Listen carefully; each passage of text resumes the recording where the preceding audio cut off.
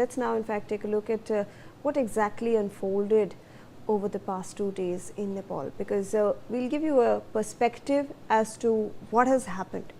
So let's explain the flood path first, because that will give you the overview of what all areas have in fact been affected because of these flash floods. Remember that there is preliminary information that this all started on the Tibetan side, and we are starting off at that point. There might have been a glacial outburst due to some tectonic or seismic movements, and because of that in Lende Khola we can see that there was a glacial outburst. Now that amount of water has flown down into the Bhotekoshi river.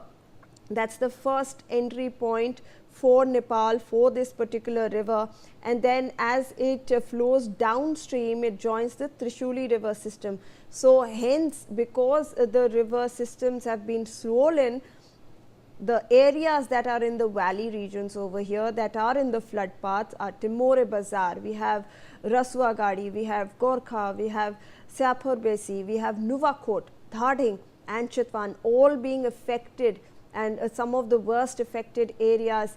Obviously we have marked out that for you, all of them in the valley, and the amount of water in the rivers was massive. The force was also excessive. The rivers have swollen, they had breached their banks, and hence we could see a lot of in fact destruction in this particular flood path.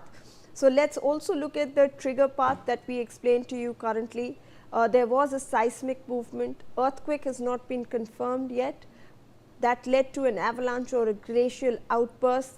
With that the Hinde river got blocked, then the natural dam actually broke, and that's when the flash flood started at the Bhotekoshi river and then went downstream towards the Trishuli river systems. Let's now get you in fact the timeline of what has actually happened. We'll get you at 8:37 a.m. local time in Nepal.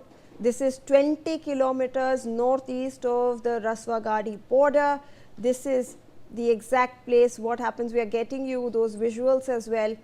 Exactly at 8:37 a.m. that's when the first visuals of the flash floods actually start coming out at the Rasuagadi border. Remember that this is bordering Tibet, and that's where it all starts, and we are playing out those visuals as well for you, where there are people trying to seek higher ground in order to make sure that they are safe from the flash floods. The breaching of those structures you can particularly see in these videos. Then let's look at what happens next. Between 8:40 to 9 a.m. that's the starting point in Nepal, because the Bhotekoshi river in Raswa district actually is swollen because of the amount of water that is flowing downstream. And there you have it, those visuals. The natural dams are breaking down, all the hydroelectric projects in the area are also breaking down. So the river is, as it's flowing downstream, it has a lot of debris, it has a lot of water, it's swollen, and that's how it all starts. So this is the Rasua district, one of the worst affected districts. We've mapped it out for you right on the border over there. This all happens within a minute, within 20 minutes, viewers, remember. And then what happens? From the Bhotekoshi river in Rasua district, it flows downstream, and the devastation is massive. It affects Betravati, Melung, Salethar, Shanti Bazar, Pairabesi and Khalti Basti as well. So it flows downstream. These are the areas that are getting affected as the river flows downstream. We've got that video for you as well.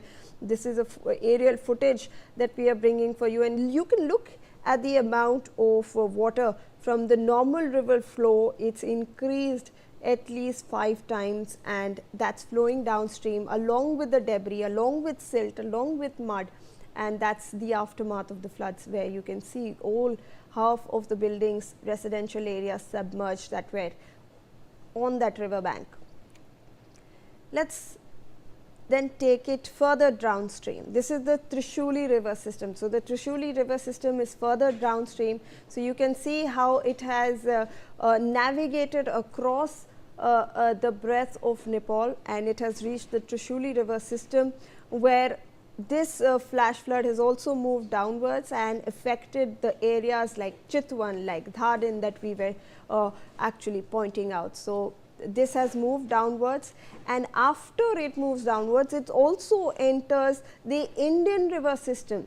So, in India, we have the Narayani river and we have the Gandak river, which are also affected because they are joined to the Trishuli river system, and that is how this has now navigated through the breadth of Nepal into Bihar and also some parts in Uttar Pradesh. So, you can see it has traversed this entire range, and it is still going on because the force was massive, because the amount of water that has accumulated, that is rushing downstairs, that is rushing downstream, I beg your pardon, is also massive. So, it is entering India also, these floods.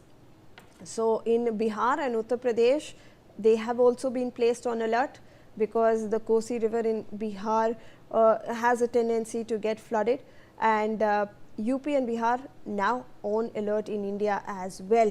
So, this entire flood, the flash floods that have happened have affected Nepal.